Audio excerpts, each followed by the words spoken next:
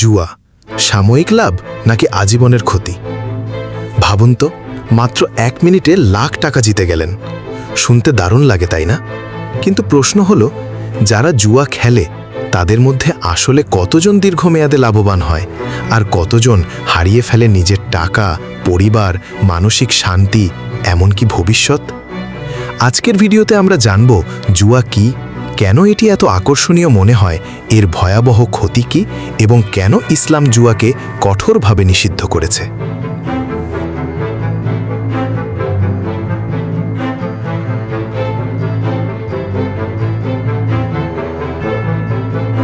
জুয়া কি?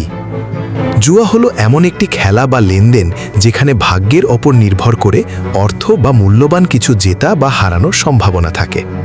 আজকের যুগে জুয়ার রূপ অনেক, যেমন online betting, casino, sports betting, তাসের জুয়া, অনলাইন গেমে টাকার বাজি।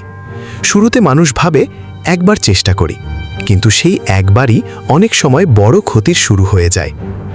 মানুষ কেন জুয়ার আসক্ত হয়? জুয়া মানুষের মনে দ্রুত ধনী হওয়ার স্বপ্ন দেখায়।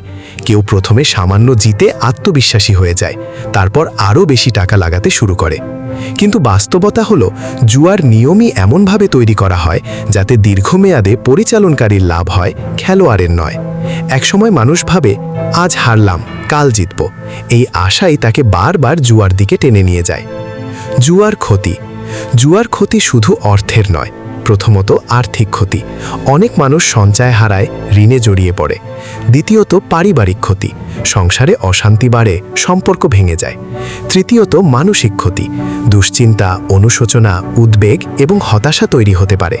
চতুর্থত সামাজিক ক্ষতি, অনেকেই বিশ্বাসযোগ্যতা হারিয়ে ফেলে এবং সমাজে সম্মান নষ্ট হয়। ইসলামে জুয়ার অবস্থান। ইসলামে জুয়া সম্পূর্ণরূপে হারাম। পবিত্র কোরআনে আল্লাহ তাআলা মদ ও জুয়া থেকে দূরে থাকতে নির্দেশ দিয়েছেন, কারণ এগুলো মানুষের মধ্যে শত্রুতা সৃষ্টি করে এবং আল্লাহর স্মরণ ও ইবাদত থেকে দূরে সরিয়ে দেয়।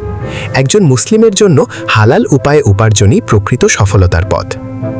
উপসংহার: বন্ধুরা, জুয়া কখনো স্থায়ী সফলতার পথ নয়। এটি সাময়িক উত্তেজনা দিলেও শেষ পর্যন্ত অধিকাংশ মানুষের জন্য ক্ষতির কারণ হয়ে দাঁড়ায়। আপনি যদি কখনো জুয়ার প্রতি আকৃষ্ট হয়ে থাকেন, তাহলে আজ থেকেই তা থেকে দূরে থাকার সিদ্ধান্ত নিন। পরিশ্রম, সততা এবং হালাল উপার্জনের মধ্যেই প্রকৃত বরকত রয়েছে।